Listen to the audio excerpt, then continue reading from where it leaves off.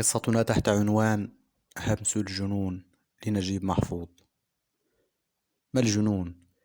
إنه فيما يبدو حالة غامضة كالحياة وكالموت، تستطيع أن تعرف الشيء الكثير عنها إذا أنت نظرت إليها من الخارج، أما الباطن، أما الجوهر فسر مغلق. وصاحبنا يعرف الآن أنه نزل ضيفا بعض الوقت بالخانقة، ويذكر ماضي حياته كما يذكره العقلاء جميعا، وكما يعرف حاضره. أما تلك الفترة القصيرة فيقف وعيه حيال ذكرياتها ذاهلا حائرا، لا يدري من أمرها شيئا تطمئن إليه النفس. كانت رحلة إلى عالم أثري عجيب مليء بالضباب، تتخيل لعينيه منه وجوه لا تتضح ملامحها.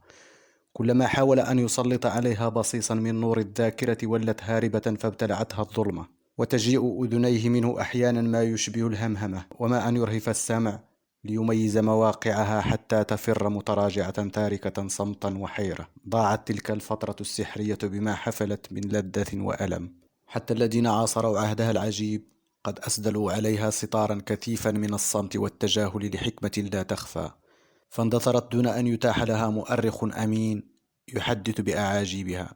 ترى كيف حدثت؟ متى وقعت؟ كيف أدرك الناس أن هذا العقل غدا شيئا غير العقل، وأن صاحبه أمسى فردا شاذا يجب عزله بعيدا عن الناس كأنه الحيوان المفترس؟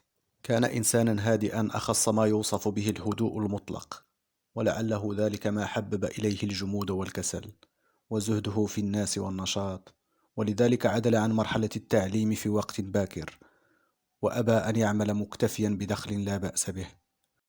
وكانت لذته الكبرى أن يطمئن إلى مجلس منعزل على طوار القهوة فيشبك راحتيه على ركبته، ويلبث ساعات متتابعات جامدا صامتا، يشاهد الرائحين والغادين بطرف ناعس وجفنين ثقيلين، لا يمل ولا يتعب ولا يجزع.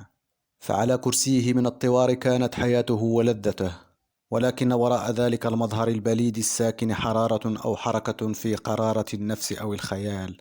كان هدوءه شامل الظاهر والباطن، الجسم والعقل، الحواس والخيال. كان تمثالا من لحم ودم، يلوح كأنما يشاهد الناس وهو بمعزل عن الحياة جميعا. ثم ماذا؟ حدث في الماء الآسن حركة غريبة فجائية كأنما ألقى فيه بحجر. كيف؟ رأى يوما إذ هو مطمئن إلى كرسيه على الطوار عمالا يملؤون الطريق يرشون رملا أصفر فاقعا يسر الناظرين بين يدي موكب خطير، ولأول مرة في حياته يستثير دهشته شيء فيتساءل لماذا يرشون الرمل، ثم قال لنفسه إنه يطور فيملأ الخياشيم ويؤذي الناس، وهم أنفسهم يرجعون سراعا فيكنسونه ويلمونه، فلماذا يرشونه إذن؟ وربما كان الأمر أتفه من أن يوجب التساؤل أو الحيرة، ولكن تساؤله بدا له كأخطر حقيقة في حياته وقت ذاك، فخال أنه بصدد مسألة من مسائل الكون الكبرى، ووجد في عملية الرش أولا والكنس أخيرا والأذى فيما بين هذا وذاك حيرة أي حيرة، بل أحس ميلا إلى الضحك، ونادرا ما كان يفعل، فضحك ضحكا متواصلا حتى دمعت عيناه. ولم يكن ضحكه هذا محض انفعال طارئ، فالواقع أنه كان نذير تغيير شامل خرج به من صمته الرهيب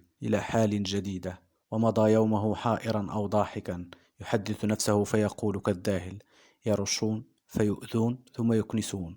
وفي صباح اليوم الثاني لم يكن أفاق من حيرته بعد، ووقف أمام المرآة يهيئ من شأنه، فوقعت عيناه على ربطة رقبته، وسرعان ما أدركته حيرة جديدة، فتساءل: لماذا يربط رقبته على هذا النحو؟ ما فائدة هذه الربطة؟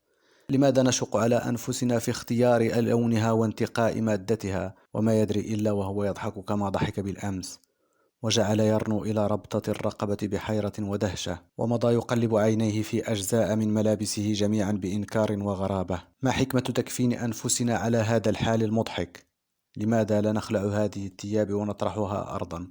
لماذا لا نبدو كما سوانا الله، بيد أنه لم يتوقف عن ارتداء ملابسه حتى انتهى منها وغادر البيت كعادته، ولم يعد يذوق هدوءه الكثيف الذي عاش في إيهابه دهرا طويلا قانعا مطمئنا. كيف له بالهدوء وهذه الثياب الثقيلة تأخذ بخناقه على رغمه؟ أجل على رغمه، وقد اجتاحته موجة غضب وهو يحث خطاه، وكبر عليه أن يرضى بقيد على رغمه. أليس الإنسان حرا؟ وتفكر مليا ثم أجاب بحماس: بلى، أنا حر. وملأه بغتة الشعور بالحرية، وأضاء نور الحرية جوانب روحه حتى استخفه الطرب. أجل، هو حر. نزلت عليه الحرية كالوحي، فملأه يقينا لا سبيل إلى الشك فيه. إنه حر يفعل ما يشاء كيف يشاء حين يشاء، غير مذعن لقوة أو خاضع لعلة، لسبب خارجي أو باعث باطني. حل مسألة الإرادة في ثانية واحدة، وأنفذها بحماس فائق من وطأة العلل، وداخله شعور بالسعادة والتفوق عجيب. فألقى نظرة ازدراء على الخلق الذين يضربون في جوانب السبل مسيرين مصفدين، لا يملكون لأنفسهم ضرا ولا نفعا. إذا صاروا لم يملكوا أن يقفوا، وإذا وقفوا لم يملكوا أن يسيروا. أما هو فيسير إذا أراد ويقف حين يريد، مزدريا كل قوة أو قانون أو غريزة. وأهاب به شعوره الباهر أن يجرب قوته الخارقة، فلم يستطع أن يعرض عن نداء الحرية. توقف عن مسيره بغتة وهو يقول لنفسه: ها أنا ذا أقف لغير ما سبب. ونظر فيما حوله في ثوان ثم تساءل: أيستطيع أن يرفع يده إلى رأسه؟ أجل يستطيع. وها هو ذا يرفع يديه غير مكترث لأحد من الناس. ثم تساءل مرة أخرى: هل تؤاتيه الشجاعة على أن يقف على قدم واحدة؟ وقال لنفسه: فلما لا أستطيع، وما عسى أن يعتاق حريتي. وراح يرفع يسراه كأنه يقوم بحركة رياضية، في أناة وعدم مبالاة، كأنه وحده في الطريق بلا رقيب. وغمرت فؤاده طمأنينة سعيدة، وملأته ثقة بالنفس لا حد لها. فمضى يتأسف على ما فاته من فرص كانت حرية بأن تمتعه بحريته وتسعده. واستأنف مسيره وكأنه يستقبل الحياة من جديد. ومر في طريقه إلى القهوة بمطعم كان يتناول به عشاءه في بعض الأحايين، فرأى على طواره مائدة ملأى بما لذ وطاب، يجلس إليها رجل وامرأة متقابلين، يأكلان مريئا ويشربان هنيئا. وعلى بعد يسير جلس جماعة من غلمان السبل، عرايا إلا من أسمال بالية، تغشى وجوههم وبشرتهم طبقة غليظة من غبار وقذارة. لم يرتح لما بين المنظرين من تنافر، وشاركته حريته عدم ارتياحه، فأبت عليه أن يمر بالمطعم مر الكرام، ولكن ما عسى أن يصنع. قال له فؤاده بعزم ويقين: ينبغي أن يأكل الغلمان مع الآخرين، ولكن الآكلين لا يتنازلان عن شيء من هذه الدجاجة أمامهما بسلام، هذا حق لا ريب فيه. أما إذا رمى بها إلى الأرض فتلوثت بالتراب، فما من قوة تستطيع أن تحرمها الغلمان. فهل ثمة مانع يمنعه من تحقيق رغبته؟ هيهات. وربما كان التردد ممكنا في زمن مضى، أما الآن.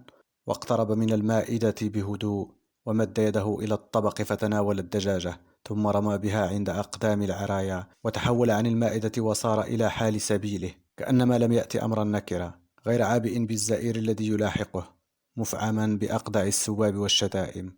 بل غلبه الضحك على أمره، فاسترسل ضاحكا حتى دمعت عيناه، وتنهد بارتياح من الأعماق، وعاوده شعوره العميق بالطمأنينة والثقة والسعادة. وبلغ القهوة فمضى إلى كرسيه واطمأن إليه كعادته، بيد أنه لم يستطع هذه المرة أن يشبك راحتيه حول ركبته ويستسلم لسكونه المعهود. لم تطاوعه نفسه، فقد فقدت قدرتها على الجمود، أو برئت من عجزها عن الحركة، فنبى به مجلسه حتى هم بالنهوض، إلا أنه رأى في تلك اللحظة شخصا غير غريب عن ناظريه، وإن لم تصله به أسباب التعارف. كان من رواد المقهى مثله، وكان جسما ضخما وأوداجا منتفخة، يسير مرفوع الرأس في خيلاء، ملقيا على ما حوله نظرة ترفع وازدراء، تنطق كل حركة من حركاته وكل سكنة من سكناته بالزهو، كأنما يثير الخلق في نفسه ما تثير الديدان في نفس رقيقة مرهفة الحس، وكأنه يراه لأول مرة، بدا له قبحه وشدوده عاريا. فغلبته هذه الضحكة الغريبة التي من فكت هذين اليومين تعابثه، ولم تفارقه عيناه، وثبتت خاصة على قفاه، يبرز من البنيقة عريضا ممتلئا مغريا. وتساءل: أيتركه يمر بسلام؟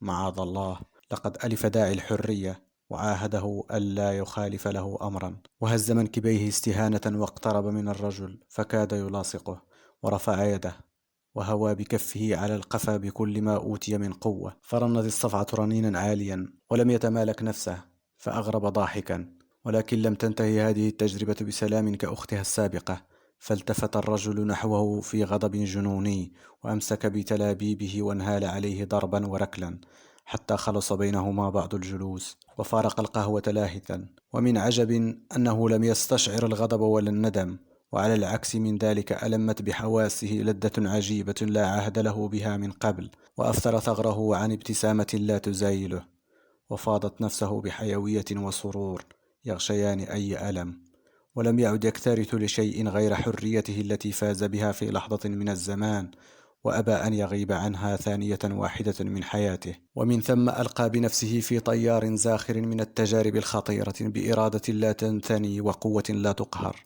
صفع أقفية وبصق على وجوه، وركل بطونا وظهورا، ولم ينج في كل حال من اللكمات والسباب، فتحطمت نظارته، ومزق زر طربوشه، وتهتك قميصه، وتغضضت ثنيتاه، ولكنه لا ارتدع ولا ازدجر، ولا انثنى عن سبيله المحفوف بالمخاطر، ولا فارق الابتسام شفتيه، ولا خمدت نشوة فؤاده الثمل. ولو اعترض الموت طريقه لاقتحمه غير هياب. ولما آذنت الشمس بالمغيب، عثرت عيناه المتجولتان بحسناء مقبلة متأبطة ذراع رجل أنيق المنظر، ترفل في ثوب رقيق شفاف، تكاد حلمة ثدييها تثقب أعلى فستانها الحريري، وجذب صدرها الناهد عينيه، فزادت اتساعا ودهشة، وهاله المنظر، وكانت تقترب خطوة فخطوة، حتى باتت على قيد ذراع. وكان عقله أو جنونه يفكر بسرعة خيالية، فخطر له أن يغمز هذه الحلمة الشاردة: إن رجلا ما يفعل ذلك على أي حال،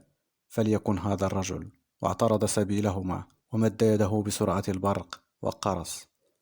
لقد انهالت عليه اللطمات واللكمات، وأحاط به كثيرون، ولكنهم في النهاية تركوه.